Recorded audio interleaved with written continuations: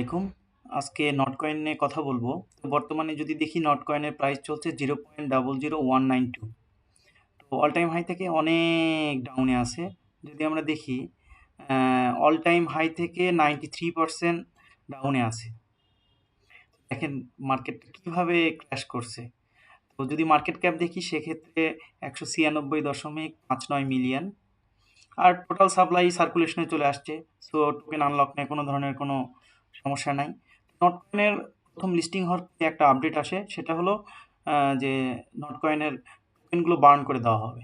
সেক্ষেত্রে আমরা প্রাইস চার্টে যদি দেখি, সেক্ষেত্রে দেখেন বার্নের নিউজ আসার পরপরই কয়েন কীভাবে পাম্প দেওয়া শুরু করছে।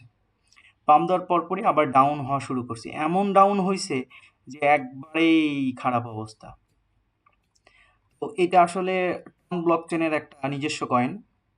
আর টেলিগ্রামের ইয়ারড্রপে এই কয়েনটা প্রথম আর কি ইয়ারড্রপ সাকসেসফুলভাবে ইয়ারড্রপ দেয়।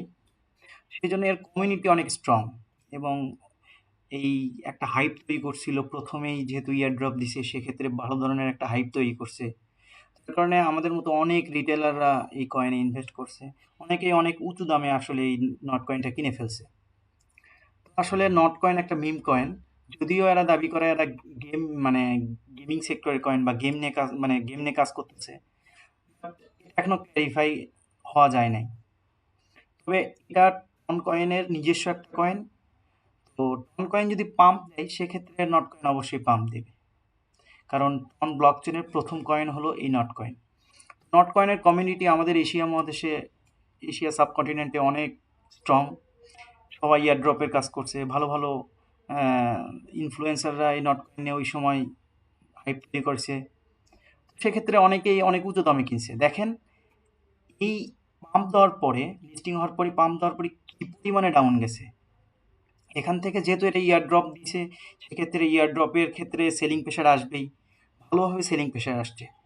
বর্তমান যদি আমরা দেখি ওয়ান ডে ক্যান্ডেলে দেখি, দেখেন প্রাইস কত নিচে আসছে। এখান থেকে আসলে এই যে একটা ট্রেন্ড লাইন আছে, এখান থেকে যদি ব্রেকআউট দেয় সেক্ষেত্রে আমরা মানে শর্ট টার্মে যদি দেখি সেক্ষেত্রে আমরা এই যে একটা ইমব্যালেন্স, এইটুকুর ভিতর আমরা প্রাইস দেখতে পারি। তারপরে এখানে আসার পরে একটা রিজেকশন খাইতে পারে, রিজেকশন খাওয়ার পর নিচে আসতে পারে। এই যে এইভাবে রিজেকশন যাওয়ার পর আবার নিচে আসতে পারে। তবে আলটিমেটলি টন কয়েনকে পাম্প দিতে হবে। টন কয়েন যদি পাম্প দেয় সেক্ষেত্রে নট কয়েন পাম্প দিবে, আশা করা যায়।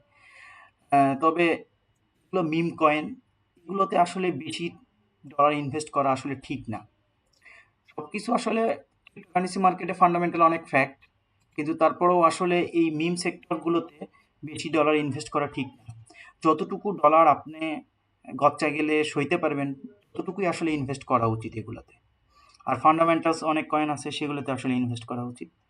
আসলে নট কয়েনে যে পরিস্থিতি, অনেকেই আসলে এই কয়েনে আটকে আছেন। এখন কি করবেন, লসে তো আর সেল করার কোনো উপায় নাই। সেক্ষেত্রে আপনারা হোল্ড করুন, দেখা যাক 2025-এর এই বুল রান কবে শুরু হয়। তারপরে আমরা কয়েনে বা সব ধরনের অলস কয়েনে যখন পাম্প দেখব, পিসি ডমিন্যান্স যখন ডাউন দেখব, তখন হয়তো আমরা এই নট কয়েনে পাম্প দেখতে পারি। তবে গুঞ্জন শোনা যাচ্ছে যে নট কয়েনে আবার নাকি টোকেন বার্ন হতে পারে। কতটুকু এই ইনফরমেশন শিওর এখনও ক্ল্যারিফাই হতে পারিনি, আমি হতে পারিনি। যদি আমরা দেখি এই চার্ট থেকে, যদি আমরা ওভারঅল 3 মাসের যদি হিসাব করি, যেহেতু 3 মাসের ট্যারিফ বন্ধ, সেক্ষেত্রে যদি রেট কাট হয়, মার্কেট যদি ভালো হয়, সেক্ষেত্রে ওভারঅল আমরা এই যে একটা ইমব্যালেন্স, এখানে হয়তো মার্কেটটা টাচ করতে পারে। তবে বড় ধরনের প্রত্যাশা রাখা আমি মনে করি বেশি উচিত না, কারণ অনেক ফান্ডামেন্টালস কয়েন আছে সেগুলোই অনেক পরিমাণে ডাউন। সেক্ষেত্রে এই মিম কয়েন যে কতটুকু কী করবে সেটা আসলে টন ব্লকচেনের উপর ডিপেন্ড করবে। আর একটা ভালো খবর হলো যে আমেরিকাতে টন ব্লকচেনের অনেক ইউজ কেস আসতেছে সামনে। টন হয়তো ভালো কিছু করবে। আর একটা আন্ডার ভ্যালু প্রজেক্ট, তো সামনে টনের পটেনশিয়াল অনেক ভালো। সেক্ষেত্রে হয়তো নট কয়েনও ভালো পাম্প দিতে পারে। তবে অল টাইম যে হাই আছে সেটাকে ব্রেক করতে পারবে কিনা সেটা শিওর বলা যাচ্ছে না। তবে আপনারা হোল্ড করুন, দেখা যাক। যে এত লসে তো আর সেল দেওয়া সম্ভব না। আর সবচেয়ে এগুলো কয়েনগুলোতে বা এই নট কয়েনের মতো যেগুলো মিম কয়েন আছে, যেমন ডক্স, এটাও টন ব্লকচেনের টেলিগ্রামের coin. Tap tap tap tap থেকে ইয়ারড্রপ পাওয়া গেছে। এগুলোতে আসলে সামান্য পরিমাণে ইনভেস্ট করা উচিত। যেহেতু অনেকে ইনভেস্ট করে ফেলছেন, সেক্ষেত্রে হোল্ড করা ছাড়া কোনো উপায় নাই। যদি ডলার থাকে তাহলে আপনারা দেখে শুনে ডিসিএ করতে পারেন। কোনো ফাইন্যান্সিয়াল অ্যাডভাইস নয়, ওন রিস্কে সব কিছু করবেন। তবে আমি মনে করি না লসে সেল দেওয়া লাগবে, লসে সেল দেওয়ার দরকার নাই। মার্কেট শেষ পর্যন্ত দেখেন যদি আপনাদের সম্ভব হয়।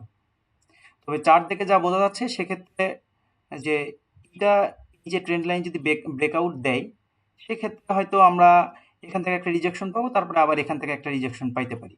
এটা আমরা 1 ডে ক্যান্ডেলে দেখতেছি। যদি আমরা 4 আওয়ার ক্যান্ডেলে দেখি, সেক্ষেত্রেও হ্যাঁ, এই ট্রেন্ড লাইনটা যদি ব্রেকআউট দেয় সেক্ষেত্রে একটা ভালো ধরনের স্পাইক দেখতে পারি। ওভারঅল নন কয়েনের ফান্ডামেন্টাল বলতে এটা মানে নট কয়েনের ফান্ডামেন্টাল বলতে আসলে এটা টন ব্লকচেনের, আর এর কমিউনিটি অনেক স্ট্রং। এই তাছাড়া এর কোনো বড় ধরনের ইউজ কেস আছে বা কোনো কিছু আছে, এটা কোনো ক্ল্যারিফাই হতে পারিনি এখন পর্যন্ত। শেষ পর্যন্ত দেখা যাক, যেহেতু যারা ইনভেস্ট করেই ফেলছেন শেষ পর্যন্ত দেখেন, আর যারা ইনভেস্ট করেন না এরকম মিম কয়েনে, সেক্ষেত্রে তারা অবশ্যই ভালো ভালো ফান্ডামেন্টালস কয়েনগুলোতে ইনভেস্ট করবেন। সবাইকে ধন্যবাদ। আসসালামু আলাইকুম।